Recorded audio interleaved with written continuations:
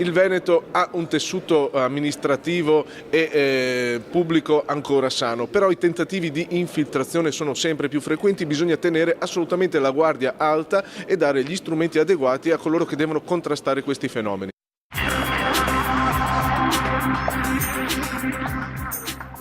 Una serie di seminari diretti a sindaci, amministratori e dipendenti pubblici, ma anche corsi operativi in ogni provincia del Veneto per formare le polizie locali e dare loro strumenti e tecniche per intervenire a contrasto dell'illegalità, dal degrado urbano alla criminalità organizzata, a fenomeni criminali in cui si presenta e si manifesta, dagli appalti ai tentativi di infiltrazioni in aziende in difficoltà, fino alla gestione di rifiuti o sale da gioco o anche nel settore alimentare. Servono sempre più occhi attenti sul territorio e questa iniziativa, diretta a 500 operatori delle polizie locali del Veneto e promossa in collaborazione con Avviso Pubblico, l'associazione degli amministratori pubblici contro le mafie, ha proprio questo scopo.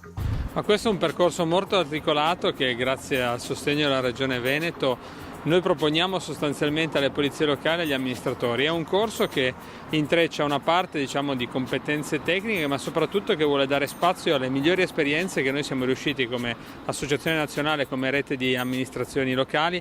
di raccogliere, perché è importante che la buona politica e la buona amministrazione sia raccontata nel fare, non solo sui testi. E le polizie locali sono il primo baluardo contro la diffusione dell'illegalità, della criminalità, è il primo punto di riferimento per i cittadini, quindi è necessario che abbiano un'adeguata formazione rispetto a quelle che sono le tematiche sulla sicurezza e sul contrasto al crimine. E noi come Regione Veneto con questo progetto abbiamo voluto far ripartire questa formazione importante nei confronti dei nostri agenti di polizia locale. Ecco, si era parlato tempo fa anche dell'ipotesi di far controllare proprio agli agenti di polizia locale, ai comuni, ai sindaci, anche tutta la questione dell'evasione fiscale. Lei è d'accordo? Assolutamente sì, vi sono tutta una serie di azioni che la polizia locale può mettere in campo per il contrasto di illegalità diffuse che si insinuano nei più disparati settori,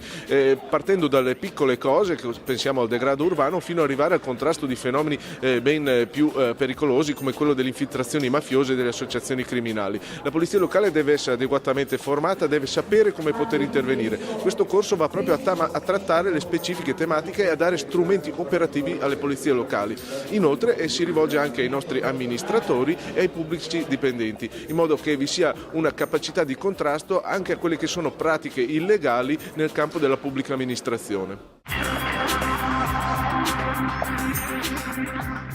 Tra i relatori anche il coordinatore del Forum per la sicurezza urbana, che riunisce 7 regioni e molte delle più importanti città italiane per condividere metodi e buone pratiche. Interventi di prevenzione sociale, di prevenzione situazionale, di prevenzione comunitaria, cioè tutte quelle misure di prevenzione che all'estero e anche in Italia hanno dimostrato in maniera concreta di poter prevenire in maniera più efficace e più duratura fenomeni di criminalità urbana come fenomeni di disordine urbano. Quali sono i sensori importanti da tenere sott'occhio? Come sempre abbiamo parlato, rispetto ai temi di sicurezza non possiamo riferirci solo ai fenomeni di criminalità, cioè fenomeni di delittuosità, ma quello che chiede la comunità è qualcosa di molto più ampio, tendenzialmente è riferito alla qualità degli spazi pubblici e per questo dobbiamo tenere in seria considerazione sia la dimensione percettiva, cioè ciò che le persone valutano del proprio intorno, sia naturalmente alcuni fenomeni come quelli delittuosi, sia altri, come dicevo, di disordine urbano che non rientrano nella sfera penale ma che alimentano deficit di insicurezza nella comunità.